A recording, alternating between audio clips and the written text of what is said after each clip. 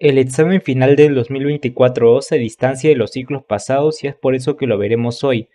Estos son los temas que llevó, con preguntas que involucran un buen análisis antes que memorizar fórmulas. La primera pregunta es la siguiente. Puede parecer simple, pero tiene algo de truco. Dos toboganes de agua en una piscina tienen formas diferentes, se pueden ver en la figura. Comienzan a la misma altura h. Paul y Caitlin empiezan desde el reposo al mismo tiempo en diferentes toboganes. Desprecia la fricción y la resistencia del aire. Ahora lo que va a pasar es que nos van a preguntar por una magnitud, por ejemplo, aceleración, y nosotros debemos decir si la de alguno de ellos es menor, mayor, igual o no se puede saber. La primera pregunta es sobre la rapidez en la base, es decir, en el punto más bajo del tobogán. Para resolver este y los demás ejercicios he hecho este cuadro en el que se puede ver la energía inicial y final de cada persona. El inicial solo tienen potencial porque no se están moviendo y están a una altura h, y en la final solo tienen energía cinética porque se están moviendo, tienen una cierta velocidad, pero su altura es cero.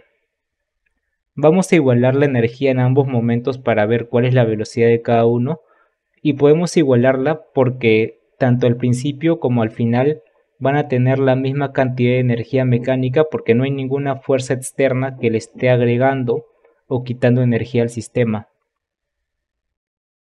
Resolviendo esto y simplificando vamos a llegar a esta conclusión.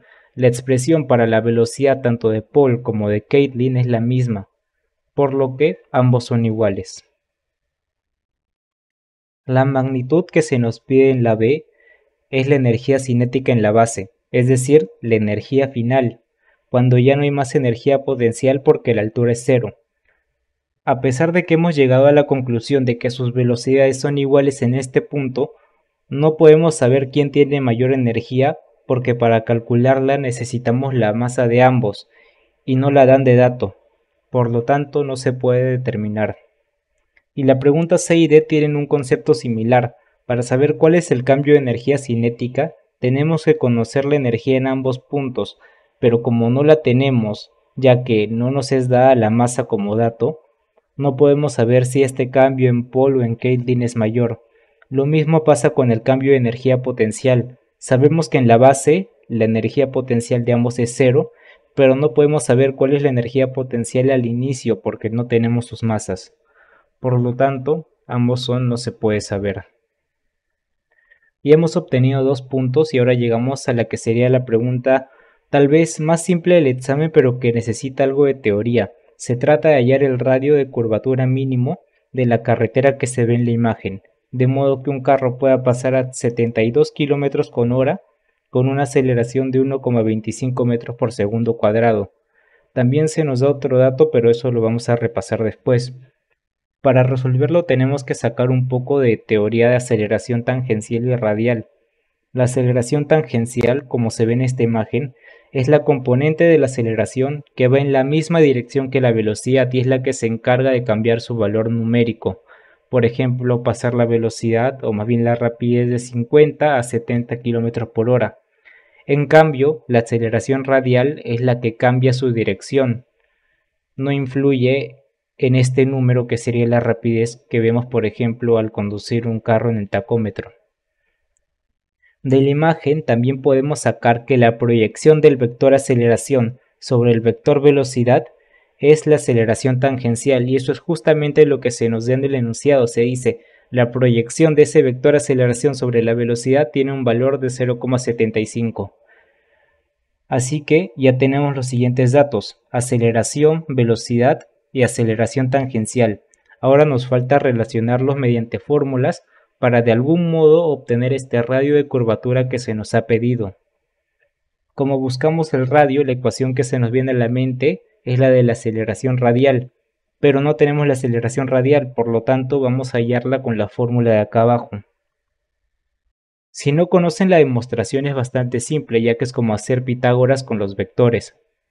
Al insertar los datos, vamos a obtener que la aceleración radial es de 1 metro por segundo al cuadrado.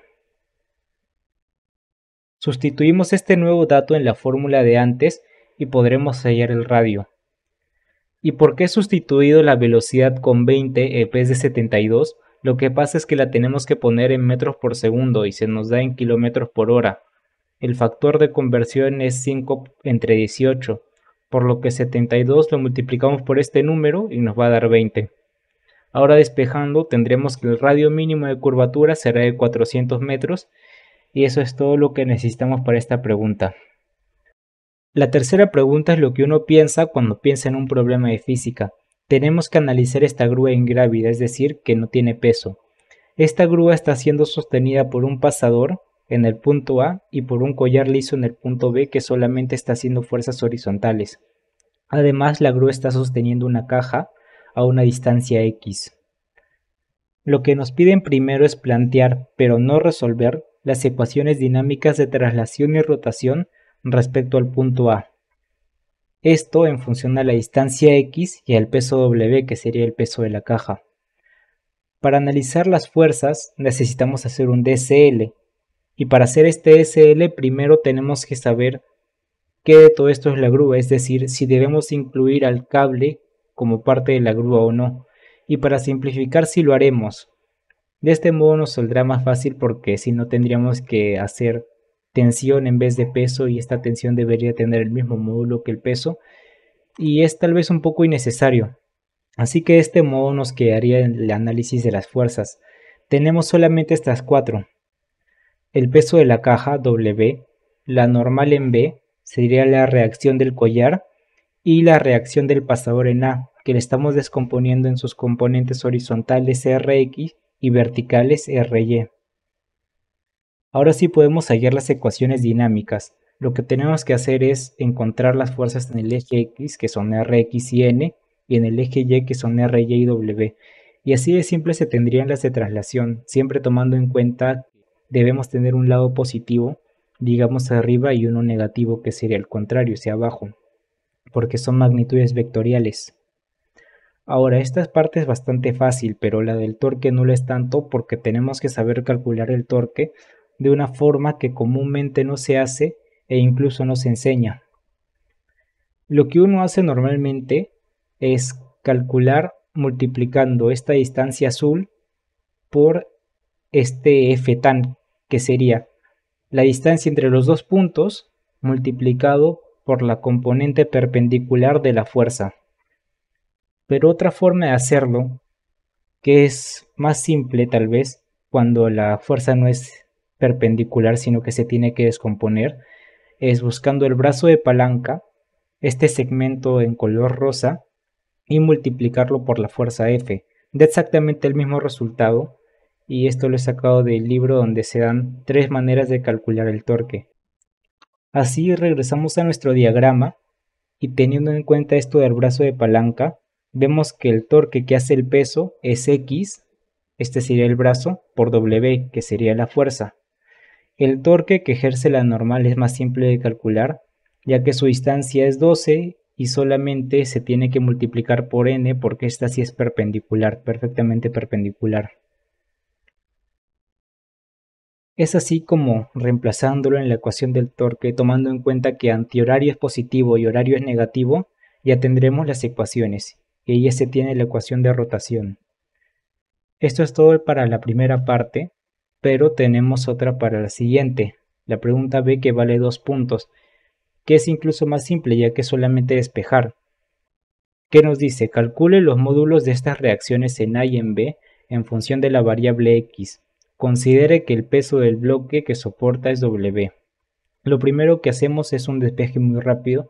Estas son las mismas ecuaciones que vimos antes. Ry es igual a W, y así ya tenemos una de las 3 reacciones que buscamos. Tenemos que encontrar Rx, Ry y N, que sería la reacción en el punto B. Notamos que simplemente haciendo este despeje ya tenemos N.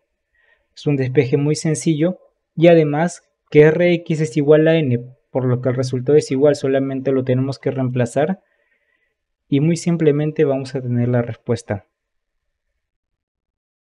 La pregunta 4 también es bastante típica de física. La situación es la siguiente.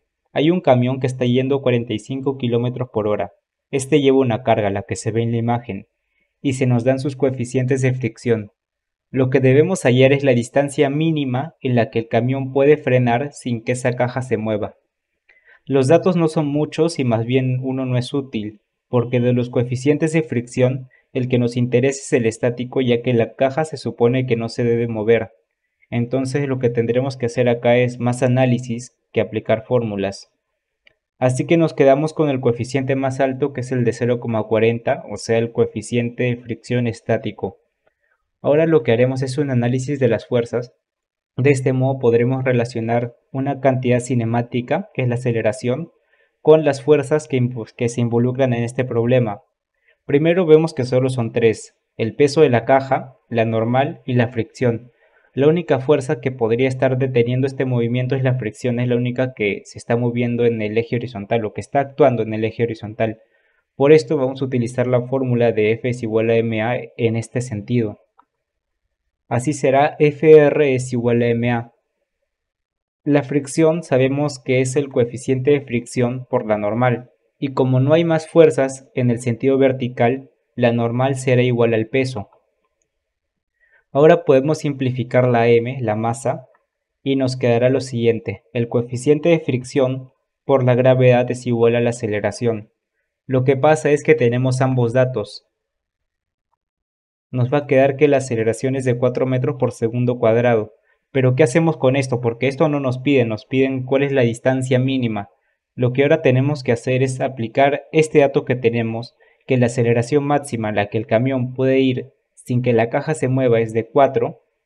Tenemos que aplicar esta aceleración a alguna ecuación cinemática que involucre la aceleración y también la distancia. La fórmula que nos lo da directo es la siguiente: ya que ya sabemos la velocidad final, el camión quiere frenar, entonces quiere llegar a 0 km por hora, sabemos la velocidad inicial, sabemos la aceleración y queremos hallar la distancia, así que solo reemplazaremos. Y al hacerlo, nos quedará que la distancia mínima será de 19,53 metros. Con esto terminamos la primera parte del video. La segunda la estaré subiendo al mismo tiempo para que la vean de seguido, porque son 10.5 puntos. Estas 4 preguntas que hemos hecho hasta ahora solo valen 9.5 y las siguientes son bastante más extensas, son de dinámica, son de cinemática y son bastante interesantes, sobre todo la última, que tienes que usar un poco de ecuaciones diferenciales, pero no es que tengas que haber tomado ese curso, sino que con lo que ya has aprendido en la última semana de cálculo 1 te vale para hacer esto. Y eso es todo por este video.